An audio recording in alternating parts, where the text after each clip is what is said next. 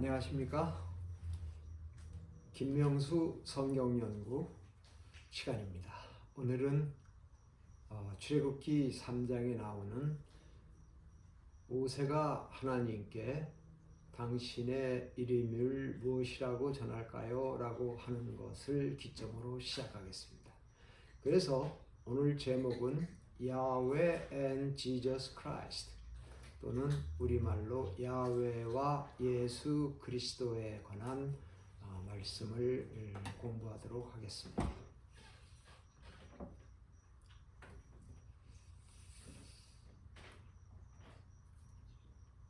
출애굽기 3장 13절에 보면 하나님께서 모세에게 애굽으로 가서 이스라엘 백성들을 이끌고 와서 경배하라라고 말씀하셨을 때에 드디어 모세가 하나님께 질문하는 내용이 되겠습니다. 모세가 하나님께 고하되 너희 조상의 하나님이 나를 너희에게 보내셨다 하면 그들이 내게 묻기를 그의 이름이 무엇이냐 하리니 내가 무엇이라고 그들에게 말하리까? 라고 모세가 하나님께 여쭈었습니다. 이 모세의 질문은 하나님께서 모세에게 내가 너를 바로에게 보내서 나의 백성 이스라엘 자손을 애굽에서 인도하여 내게 하리라 하고 말씀하신 후에 조금 전에 말씀드린 것 같은 질문을 하게 된 것입니다. 하나님이 모세의 이 질문에 답하시기를 나는 스스로 있는 자니라. 너는 이스라엘 자손에게 이르기를 스스로 있는 자가 나를 너희에게 보내셨다 하라 하고 출애굽기 3장 14절에 말씀하십니다. 참으로 나는 스스로 있는 자라는 이름이 우리에게 굉장한 존경심과 거룩하심과 인간이 상상도 할 수 없는 그러한 이름임을 깨닫게 됩니다. 야훼와 예수 그리스도의 관계를 말씀드리겠습니다. 여러분들은 야훼란 말을 들어보셨죠? 예수 그리스도는 너무 잘 아는 이름일 것입니다. 여러분께서는 위 이름들에 대하여 잘 알고 계시는가요? 저는 위 이름들을 다음과 같이 정의하고 싶습니다. 야훼란 부르기에 너무 거룩하신 이름, 예수 그리스도에 대해서는 부르기에 너무 감사한 이름이라고 저는 나름대로 정의를 간단히 해보았습니다. 여호와께서 출애굽기 3장 10절에서 이제 내가 너를 바로에게 보내어 너로 내 백성 이스라엘 자손을 애굽에서 인도하여 내게 하리라 라고 말씀하시니까 조금 전에 한 대로 출애굽기 3장 13절에 내가 이스라엘 자손에게 가서 이르기를 너의 조상의 하나님이 나를 너희에게 보내셨다 하면 그들이 내게 묻기를 그의 이름이 무엇이냐 하리니 내가 무엇이라고 그들에게 말하리까? 중요한 관계이기 때문에 여러 번 여러분에게 말씀을 드립니다. 출애굽기 3장 14절에 하나님이 모세에게 이르시되 나는 스스로 있는 자이니라. 또 이르시되 너는 이스라엘 자손에게 이같이 이르기를 스스로 있는 자가 나를 너희에게 보내셨다 하라 라고 말씀하셨습니다. 3장 15절에는 너는 이스라엘 자손에게 이르기를 나를 너희에게 보내신 이는 너의 조상의 하나님 곧 아브라함의 하나님, 이삭의 하나님, 야곱의 하나님 여호와라 하라. 이는 나의 영원한 이름이요 대대로 기억할 나의 표언이라 라고 말씀하심으로써 조상들이 친밀했던 하나님이심을 밝혀주십니다. 이제 앞에서 우리는 세 이름을 보았습니다. 첫째가 스스로 있는 자, 둘째가 여호와, 세 번이 주. 이러한 이름이 번갈아 나오게 됩니다. 이 이름들이 과연 무엇입니까? 그들은 모두 같은 이름입니다. 여호와와 주는 하나님께서 모세와 조부들에게 말씀하신 하나님의 이름, 스스로 있는 자, 즉 I am에서 나왔습니다. 이스라엘인들에게 스스로 있는 자, 야훼 또는 네 글자로 YHWH라는 이름은 부르기에는 너무 거룩한 이름이었습니다. 이 이름은 유대 종교에서 지극히 경이로운 이름이었습니다. 그래서 큰 소리로 불리우지 않았으며 대신에 아도나이, 즉 로드라는 또는 하셈, 그 이름이라는 용어로 사용되었습니다. 그 이름의 신성함으로 신의 이름의 실제적인 발음은 고대 성전 안에서 대제사장만이 사용하도록 제한되었습니다. 그리고 성전의 파괴 후에는 아주 금지되었습니다. 성전은 얼마 전에 공부하신 대로 타이터스가 이끄는 로마 병사들에 의해서 AD 70년에 파괴되었던 것입니다. 참고로 YHWH는 테트라그라메이턴이라고 원어로 불려지며 이 네 글자 문자, 즉 그리스어에서 네 글자는 네 개의 히브리어 YHWH로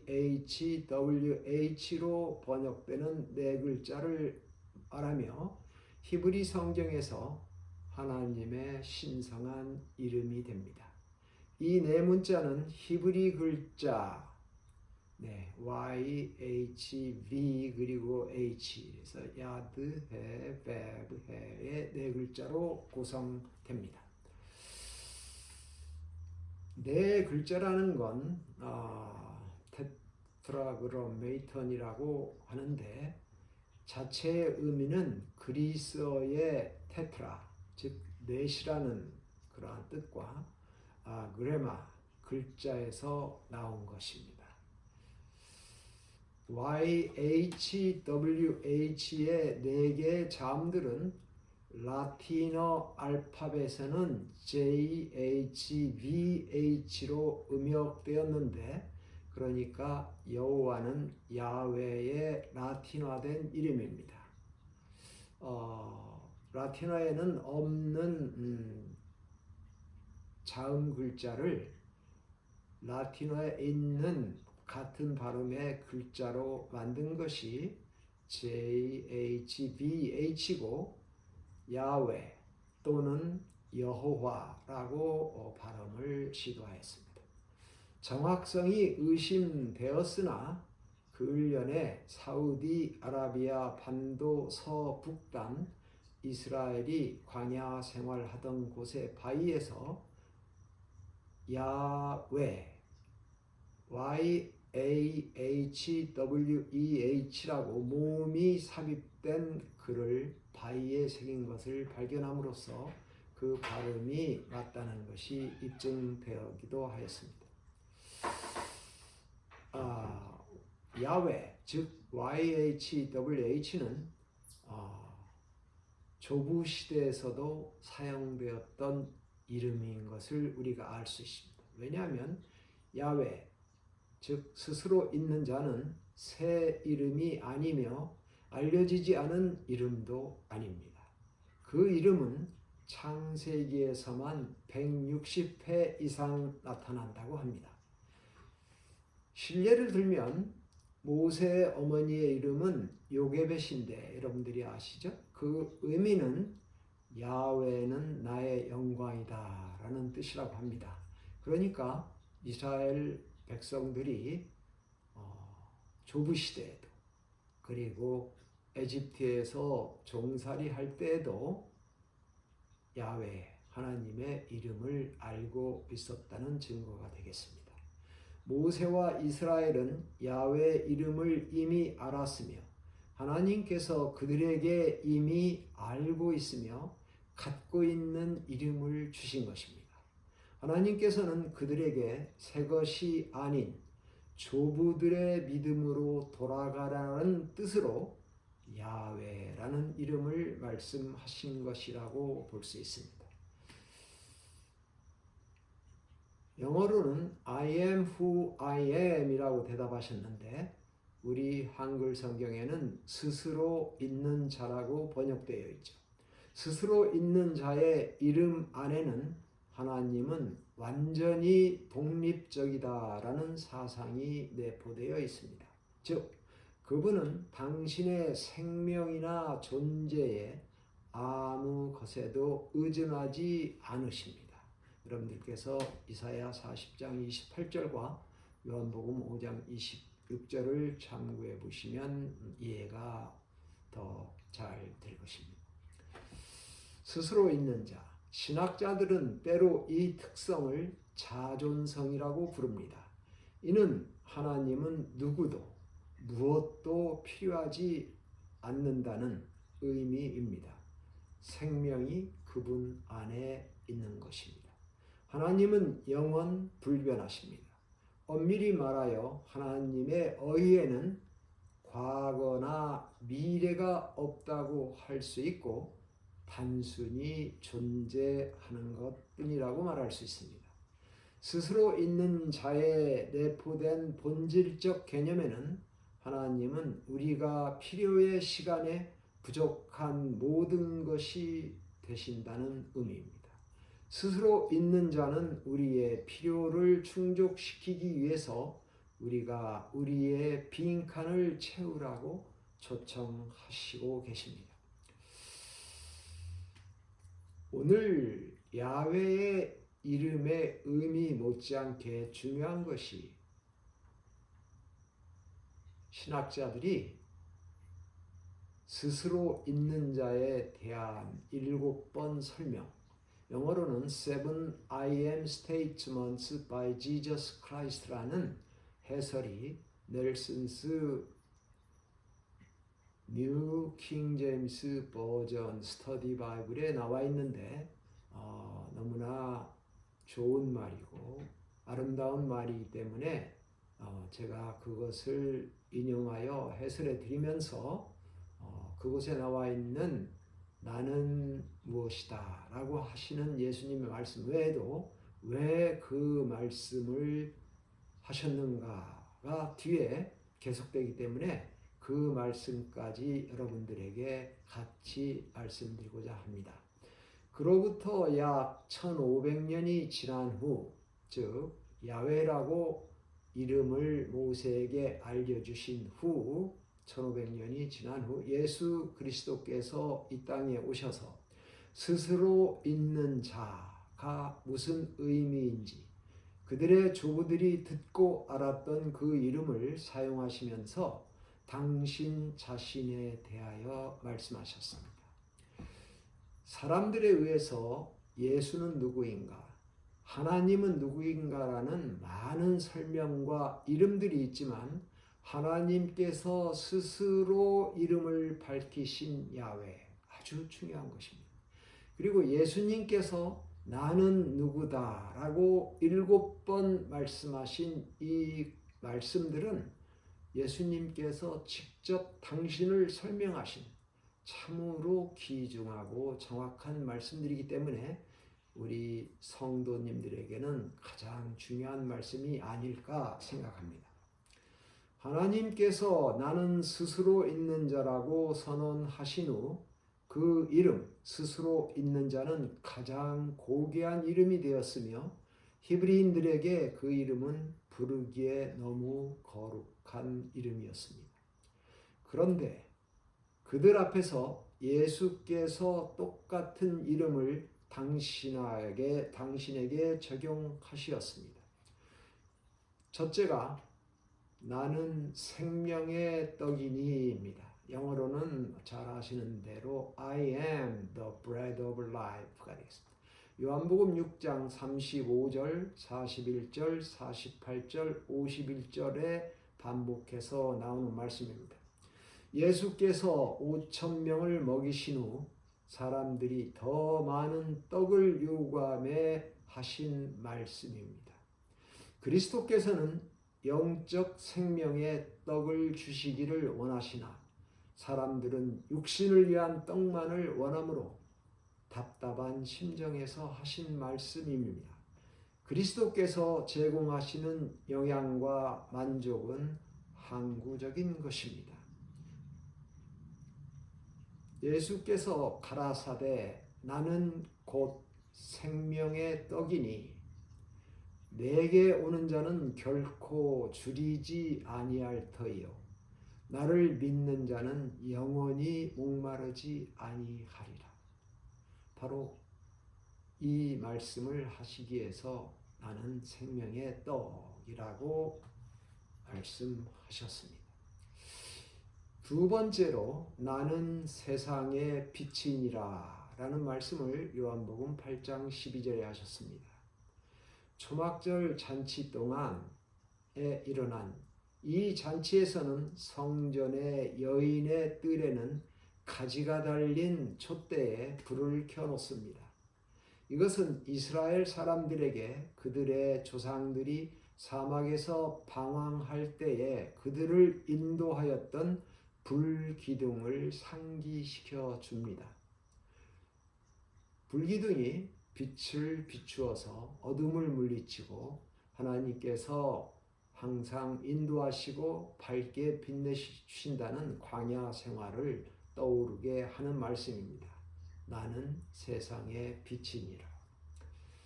죄악의 어둠 속에서 넘어지며 살아가는 세상에게 그리스도께서 당신 자신을 끊임없는 안내자로 제공하십니다. 빛은 또한 거룩함의 상징입니다. 예수께서 또 일러 가라사대 나는 세상의 빛이니 나를 따르는 자는 어두움에 다니지 아니하고 생명의 빛을 얻으리라. 여러분들이 사시다가 어둡구나라고 느끼신 때가 있으십니까? 네, 예수께서 우리의 빛이 되신다고 하셨습니다. 그래서 우리가 어둠에 다니지 아니하고 생명의 빛을 얻을 수 있다고 위로하셨습니다. 세 번째는 요한복음 10장 7절 9절에 말씀하신 나는 양의 문이니. 이스라엘의 지도자들과 강의하시는 중에 예수께서 그들은 나라의 목자들로서 본질적으로 부적합하다고 선언하신 것입니다. 목자들은 그들의 양들을 매일 밤 돌로 둘러싸인 곳으로 인도하여 보호합니다. 많이 들으셨고 배우셨죠? 이 구조물은 문이 부착되어 있지 않습니다. 목자는 포식자의 공격으로부터 보호하기 위하여 열린 곳에 앉거나 누워서 밤을 보냅니다. 그처럼 예수께서는 당신의 양들에게 하시는 돌보심과 끊임없는 헌신을 묘사하고 계십니다. 요한복음 10장 7절 9절에 보면 나는 내가 진실로 진실로 너희에게 말하노니 나는 양의 문이라. 내가 문이니 누구든지 나로 말미암아 들어가면 구원을 얻고 또 들어가며 나오며 꼴을 얻으리라 라고 나는 양의 문이라고 말씀하셨습니다.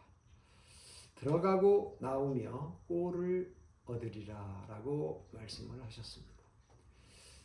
네 번째는 요한복음 10장 11절 14절에 있는 말씀으로 나는 선한 목자이니. 이스라엘의 지도자들과 강의 중에 예수께서 그들은 나라의 목자들로서 본질적으로 부적합하다고 선언하셨습니다. 위험시에 양들을 보호하지 않고 내버려 두거나 도주하는 사꾼 목자와는 달리 예수께서는 당신의 백성들을 돌보시고 경계하심에 당신 자신의 몸을 헌신하십니다. 요한복음 10장 11절, 14절, 15절 말씀에는 나는 선한 목자, 선한 목자는 양들을 위하여 목숨을 버리거니와 내가 내 양을 알고 양도 나를 아는 것이 아버지께서 나를 아시고 내가 아버지를 아는 것 같으니 나는 양을 위하여 목숨을 버리노라 라고 참으로 우리를 위하여 행하실 일에 대해서 미리 말씀을 주셨습니다. 다섯 번째는 요한복음 11장 25절에 나는 부활이요 생명이니 하셨습니다. 예수님의 이 말씀은 나사로가 죽은 후에 하신 말씀입니다. 예수님은 모든 생명의 주이시며 죽은 자를 일으키실 권세를 소유하셨습니다. 죽음은 최종의 말이 아닙니다.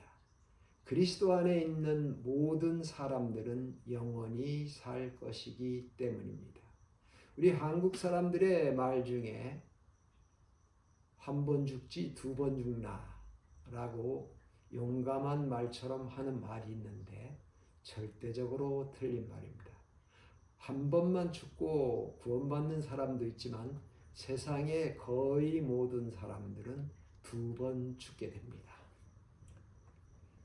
그리스도는 부활입니다. 주를 믿고 죽은 자들 모두에게 적용되는 말입니다. 동시에 주를 믿으며 아직 죽지 않은 모든 자들에게도 그리스도는 생명이십니다. 예수께서 마르다에게 내가 이를 믿느냐 하고 물으셨을 때 그녀는 네 주님이여 라고 말했습니다. 영원한 생명을 얻기 위해서는 사람은 자기의 믿음을 그리스도이신 하나님의 아들이신 예수 안에 두어야 합니다. 그리스도께서는 모든 믿는 자들에게 영원한 생명을 주기 위하여 이 땅에 이 세상에 오셨습니다.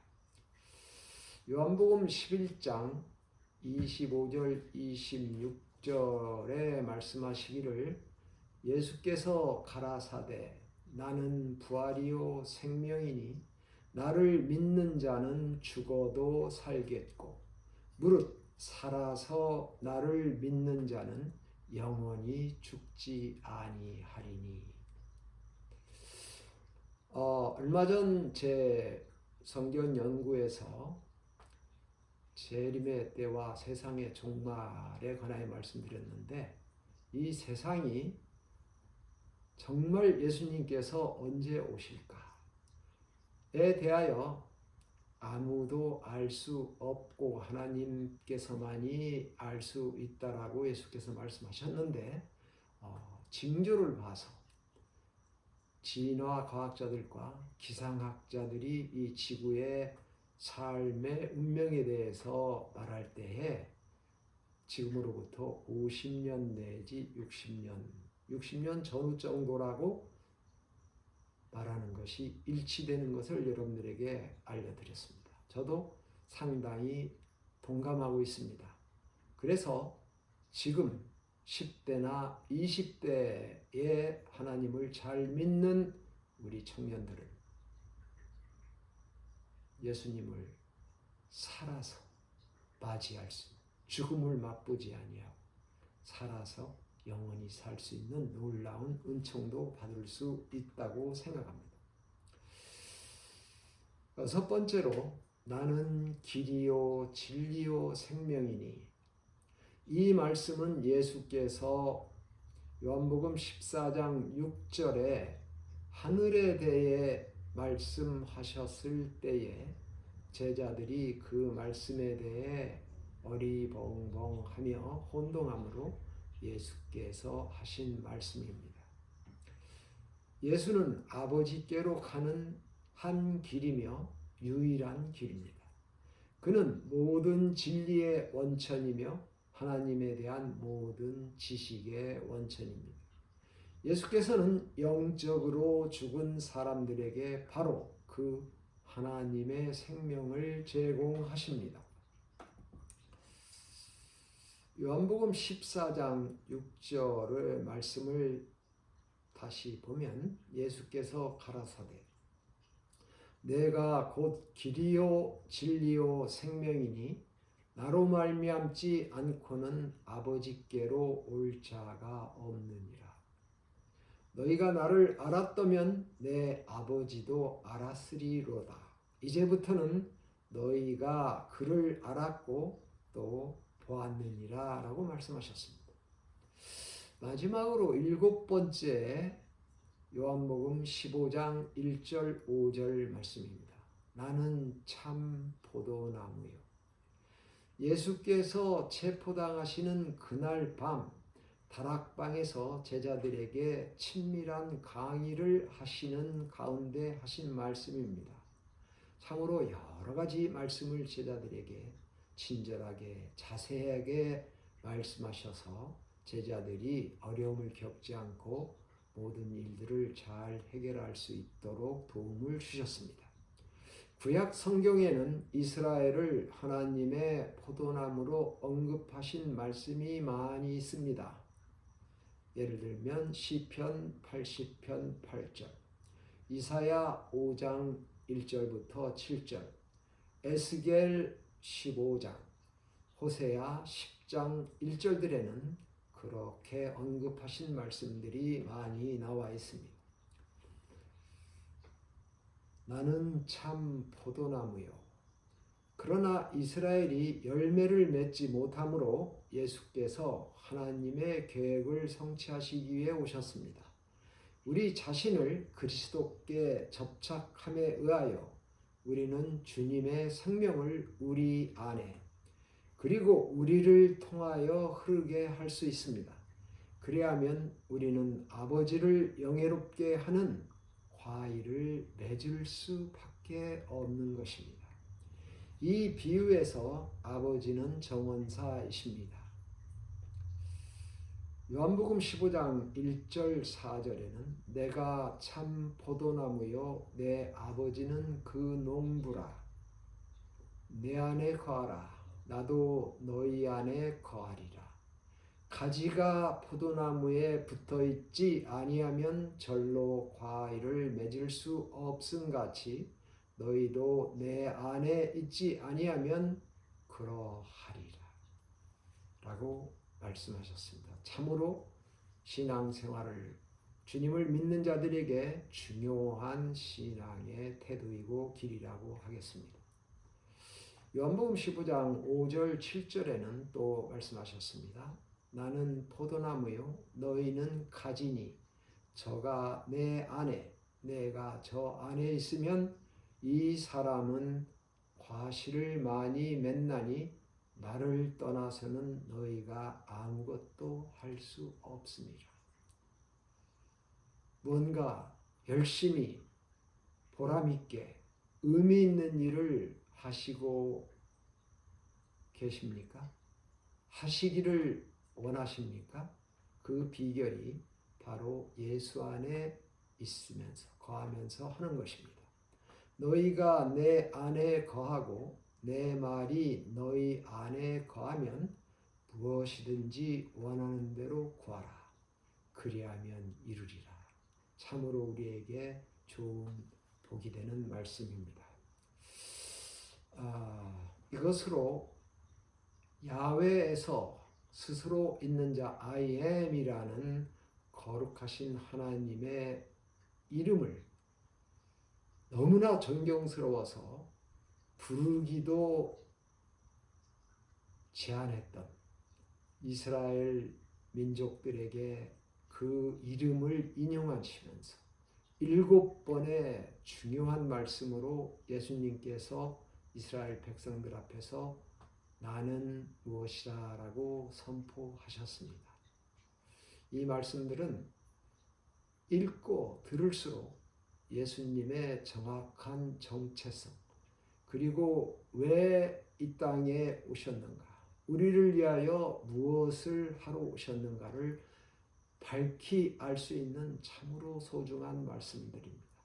여러분들께서 항상 이 말씀들을 읽고 음미하시고 감사하며 신앙생활에 참으로 예수님께서 원하시는 결실을 맺게 되기를 간절히 바라면서 저의 오늘 강의를 마칠까 합니다. 다시 뵐 때까지 안녕히 계십시오.